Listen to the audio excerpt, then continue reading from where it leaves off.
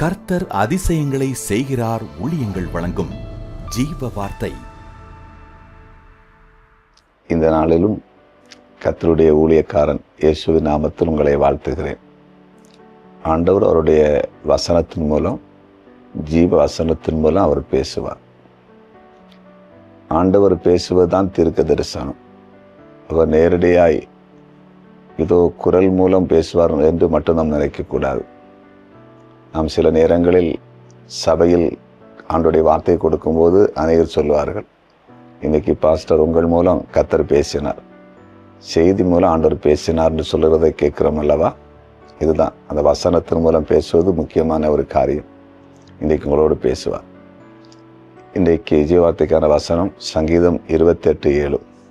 கர்த்தர் என் பலனும் என் கேடகுமாயிருக்கிறார், என் இருதயம் அவரை நம்பியிருந்தது.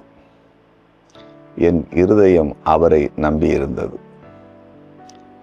நம்முடைய இருதயம் கர்த்தரை நம்பி இருக்கிற ஒரு அனுபவம். ஆண்டவரை நம்பி இருப்பது, நம்பி இருக்கிறேன் என்று சொல்லுவதல்ல, நம்முடைய இருதயத்தில் இருதயபூர்வமாய் கர்த்தரை நம்பி இருப்பது. இது நமக்கும் தேவனுக்கும் உள்ள ஒரு ஐக்கியம். இது வெளியே யாருக்கும் தெரியாது. சிலர் சொல்லுவாங்க, என் இருதயத்தில் இருக்கிறது யாருக்கு தெரியும்னு கேட்பாங்க. உண்மைதானே? யாருக்குமே ஒரு மனிதனுடைய இருதயத்தில் இருக்கிறது தெரியாது, கர்த்தருக்கு தெரியும்.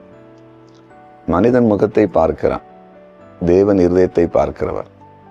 நம்ம இருதயத்தின் ஆழத்திலிருந்து உண்மையா உறுதியா கர்த்தரை நம்பி நாம் இருந்தேன்னா ஆண்டவர் நமக்காக எல்லாவற்றையும் செய்து முடிப்பார்.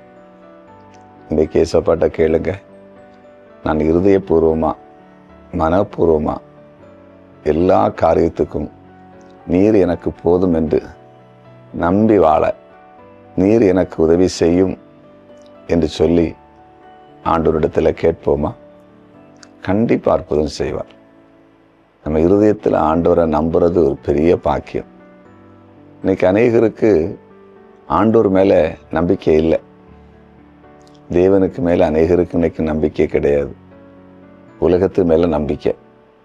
தன்னுடைய பணம், ஆஸ்தி, ஐஸ்வர்யம், நண்பர்கள், அதையே நம்பி ஓடுறோம்.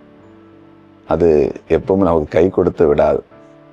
ஆனால் நம்முடைய இருதயத்தின் ஆழத்திலிருந்து கர்த்தரை நம்பி வாழ ஆரம்பிச்சேன்னா அந்த நம்பிக்கை ஒரு நாளும் வீண் போகாது. ஆண்டவரே சொல்லியிருக்கிறார் வசனத்தில், உன் நம்பிக்கை வீண் போகாது, நிச்சயமாகவே முடிவுண்டு. அதனால் இந்த நாளில் எல்லா காரியத்துக்கும் இருதயபூர்வமாய் கர்த்தரை நம்ப ஆரம்பிங்க. உங்கள் வாழ்க்கையில் பெரிய காரியத்தை பார்க்க ஆரம்பிப்பீங்க. ஜெபிப்போமா? ஜெபிக்கலாம். எங்கள் அன்பு ஆண்டவரே, நீர் நல்லவர். நீர் பேசின வார்த்தைகளுக்காக ஸ்தோத்திரம். எங்களுடைய இருதயம் உண்மையே நம்பி வாழ கிருபை தாரும். இதுவரையிலும் உங்களுடைய பிள்ளைகள் சில நேரத்தில் மனிதர்களை நம்பி அநேக காரியத்தில் தங்களுடைய காரியங்கள் நடக்காமல் சோர்ந்து போயிருக்கலாம். இன்றிலிருந்து இருதயத்தின் ஆழத்திலிருந்து இருதயபூர்வமாய் உம்மை நம்பவும், உம்மிடத்தில் நன்மையை பெறவும், ஆசீர்வதிக்கப்படவும் கிருபை தாரும். விலகினங்கள், வியாதிகள், கஷ்டங்கள், தரித்திரங்கள் எல்லாம் விலகி போகட்டும். எல்லா குடும்பங்களும் ஆண்டவருக்கு சாட்சியாக மாறட்டும். பெரிய காரியங்களை பார்க்கட்டும். இன்றைக்கு பிறந்த நாளை காண்கிற அனைவரையும் ஆசீர்வதிக்கிறேன். திருமண நாளை காண்கிற குடும்பங்களை வாழ்த்தி ஆசீர்வதிக்கிறேன். குறிப்பாக கமெண்ட் செக்ஷனில் ஜெப குறிப்புகளை அனுப்பியிருக்கிற எல்லாருக்கும் நீர் அற்புதம் செய்வீராக. இயேசுவின் நாமத்தில் பிதாவே, ஆமென்.